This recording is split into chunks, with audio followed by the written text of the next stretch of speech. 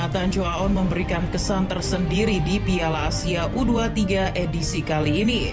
Bagaimana tidak, namanya terus dibicarakan sejak Shin Tae-yong menyebut nama-nama yang akan dibawa ke Qatar.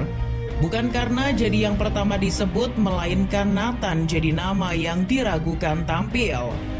Nathan diragukan tampil karena cedera. Bukan, namanya keluar masuk daftar pemain karena klubnya saat ini, SC Heerenveen, tak kunjung memberikan kepastian. Itu karena Heerenveen tidak melihat kompetisi Piala Asia U23 sebagai prioritas. Ajang tersebut bahkan tak terdaftar sebagai agenda FIFA. Maka dari itu tak ada urgensi apapun bagi klub untuk mengizinkan Nathan. Meski demikian, PSSI terus mengupayakan ketidakjelasan ini. Hingga di detik-detik terakhir, PSSI mendapat kabar baik. Sempat bermain sebagai bek tengah sebentar, Nathan kemudian mendapat instruksi untuk bermain sebagai gelandang bertahan. Ia diamanahi untuk menggantikan peran Ivar Jenner yang diganjar kartu merah di awal babak kedua. Nathan sendiri dikenal pemain versatile, ia bisa bermain di berbagai posisi termasuk gelandang bertahan. Kelebihan itu yang membuat Shin Tae-yong dan PSSI mau menaturalisasinya. Namun, karena jalannya pertandingan yang aneh dan mungkin masih sedikit jet lag, Nathan belum berkontribusi banyak di laga tersebut. Kontribusinya mulai terlihat saat melakoni laga kedua melawan Australia. Tampil tanpa Ivar Jenner, Nathan mengisi posisi gelandang bertahan. Tidak seperti laga debutnya yang canggung, Nathan tampil begitu percaya diri di laga ini. Nathan menjelma nyawa yang membuat lini tengah dikuasai Indonesia. Nathan bermain tenang sehingga aliran bola begitu rapi.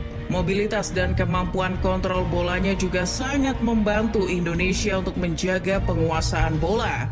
Puncaknya saat dirinya memberikan asis penting kepada Komang Teguh.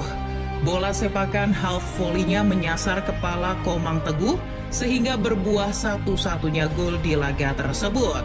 Di laga melawan Jordan pun demikian, kembalinya Ivar Jenner ke lini tengah Indonesia, banyak yang mengira Nathan akan kembali ke bangku cadangan atau menggantikan Pratama Arhan di posisi bek kiri.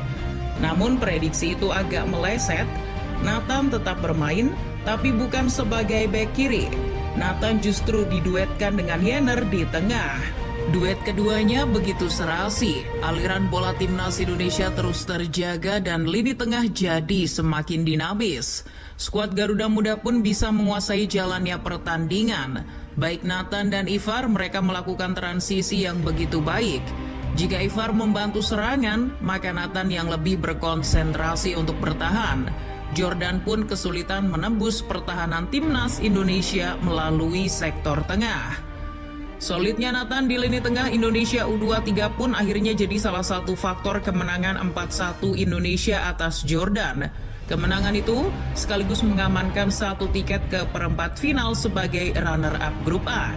Menemani Qatar untuk melaju ke babak berikutnya seharusnya jadi kabar baik yang perlu dirayakan. Namun tidak bagi Nathan. Kontrak kesepakatannya dengan Heerenveen sudah habis.